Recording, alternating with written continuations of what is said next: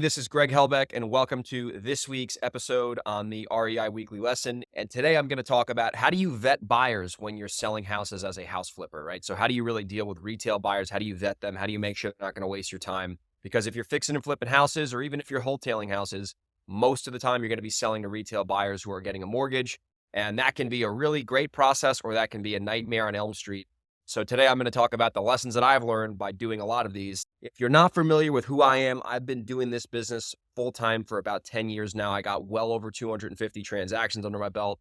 I've done a lot of rental properties. I've been there, done that. So all this information is real world practical advice. This is not regurgitated theory out of a book. So if you get value, do me a favor, subscribe to our YouTube channel if you're watching, or if you're listening, promote the show to others, and that'll mean a lot to me. So retail buyers, how do we know if they're serious or not? Because if you're flipping houses, you're going to have the house on the MLS, the realtor is going to list it, and you're going to hopefully get offers if it's priced right. And just because you get an offer doesn't mean that buyer is going to perform. So when you're dealing with a retail buyer, you really need to know three things. Number one, are they pre-approved, and is their lender on board with it, right? Because a lot of people might make you an offer and then they're going to use that contingency period to waste your time and then cancel when you ultimately could have vetted them out in the beginning. So number one, are they pre-approved? Is this person pre-approved from a mortgage person? And if they're not, that offer isn't serious. You got to make sure that that lender that they're going to work with is actually vetting that borrower, who in this case is your buyer.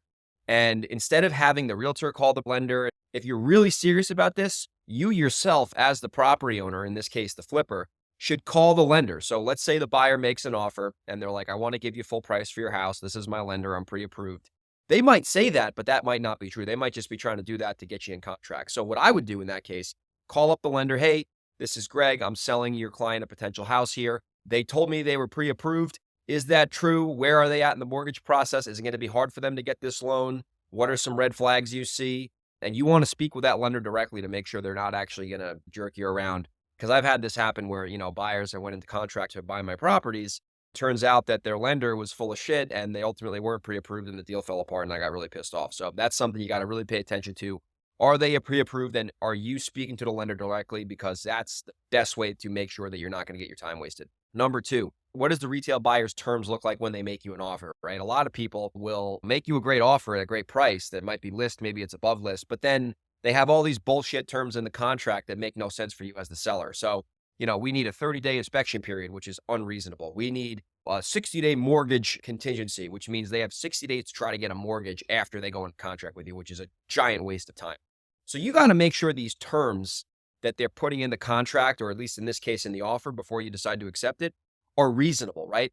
If they have a 30-day mortgage approval, that's reasonable. That's fair. That gives them a month to get the mortgage. Not a big deal, standard, not out of the ordinary. But if they're having 30-day inspection periods and they're, 60-day mortgage contingency, or another big one is closing. They want to close 3 months from the contract date. That's crazy. There's no need to close 3 months after you get the contract. It doesn't take 3 months to get a mortgage if you're qualified and you're pre-approved. So if these people want a long escrow, they're probably going to string you along and then ask for a bunch of concessions. So at the end of the day, depending on the state you're in, New York's a little bit longer than Washington. A good, serious retail buyer in Washington and in pretty much all the other states besides New York can close, if they're serious, in 2 to 3 weeks with a mortgage, right? No questions asked. That's very fair. Happens all the time. Just did this on a house that I sold the other day in Puyallup, and they closed in 3 weeks, right? Mortgage buyer, VA loan, no big deal. Another situation, like if you're in New York or the Northeast where it's a little bit more, attorney based, that retail buyer should be able to close within 6 weeks of contract, right? That gives them a month and a half to get their act together and to close.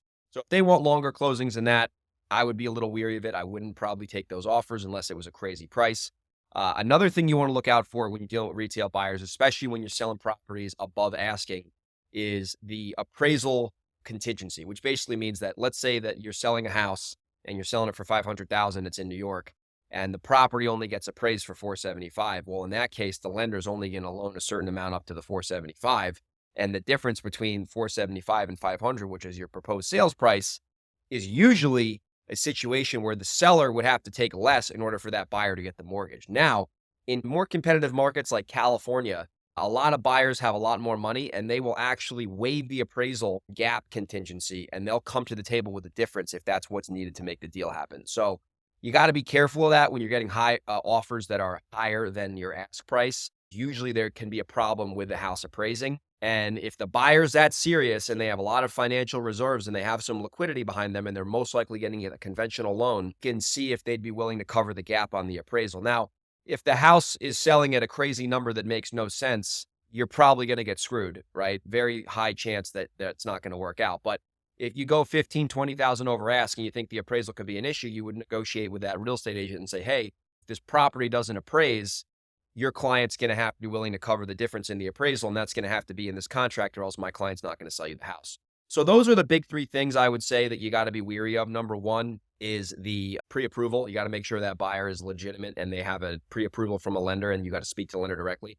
Number two, the terms that they offer in the contract. A long closing is a red flag. A long inspection period is a red flag. A long mortgage commitment is also a red flag. So you want to avoid those. You want to keep the inspection under 10 days. You want the mortgage contingency under about, depending on the state, 30 days.